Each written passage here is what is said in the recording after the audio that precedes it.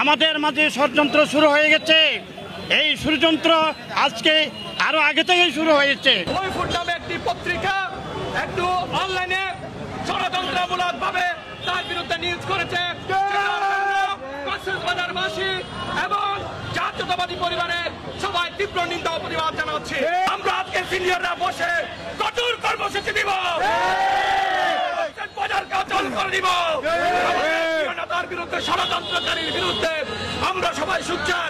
এই জনপথের সবচাইতে জনপ্রিয় জননেতা জনাব লুৎফর রহমানের বিরুদ্ধে মিথ্যা বানোয়াট যে অভিযোগ করেছেন, সেই অভিযোগের কারণেই কক্সবাজারের ছাত্র জনতা ঐক্যবদ্ধভাবে আজকে রাজপথে নেমে গেছে এই ষড়যন্ত্রের বিরুদ্ধে। এই জসিমকে যদি 24 ঘন্টার বিরুদ্ধে পুলিশ প্রশাসন গ্রেফতার করে যদি আইনের আওতায় এনে দৃষ্টান্তমূলক শাস্তির ব্যবস্থা না করা হয়, তাহলে আপনার এই রামেদা নামক যে আপনার 5 স্টারের মানের যে হোটেল, সেইটা এই কক্সবাজারের সাধারণ জনগণ, বিক্ষুব্ধ জনগণ ঘেরাও করবে।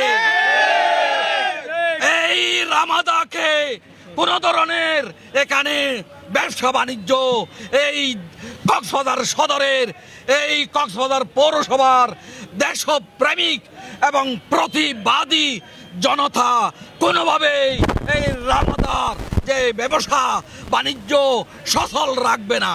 আমাদের মাঝে ষড়যন্ত্র শুরু হয়ে গেছে। এই ষড়যন্ত্র আজকে আরো আগে থেকেই শুরু হয়েছে। এই জন্য ভাইয়েরা, বন্ধুরা, আপনারা সজাগ থাকেন, আপনারা সজাগ থাকেন। একটা ক্ষুদ্র একটা ব্যবসায়ীকে নিয়ে আজকে আমাদের এই জনগণের এই নেতাকে আজকে তারা ঘায়েল করতে চায়। এই জন্য আপনারা সব সময় প্রতিবাদ করার জন্য প্রস্তুত থাকবেন। আমাদের এই প্রিয় নেতা শুধু বিএনপি নয়, কক্সবাজারের জনগণের, সকল জনগণের সেই প্রিয় নেতা আজকে তারা ঘায়েল করতে চাচ্ছে। এটা কোথার থেকে কিভাবে এই ষড়যন্ত্র আসতেছে সেটা আমাদের সকলকে বুঝতে হবে। অনেকে এটা মনে করছে যে এটা কিছু, আসলে এটা বহু দূর থেকে আসছে। এটা আপনারা সবাই সজাগ থাকবেন। যে সময় আমাদের এই আজকে যেভাবে আপনারা চলে আসছেন, যখনই এই সিগন্যাল পাবেন আপনারা মাঠে চলে আসবেন নেতার পক্ষে। এটা আজকে ওনার পক্ষ হয়েছে, আমাদের দলের পক্ষ হচ্ছে সেটা নয়, সেটা সর্বস্তরের জনতার পক্ষে হচ্ছে কক্সবাজারের। কারণ লুৎফর রহমান কাজল, শুধু আমি আবারও বলছি সবার কাছে, লুৎফর রহমান কাজল এই ধরে সর্বস্তরের জনগণের জনতা, সেই জনতাকে যদি তারা আজকে থামাইতে পারে, কাদের জন্য কি হচ্ছে সেটা আপনারা বুঝবেন।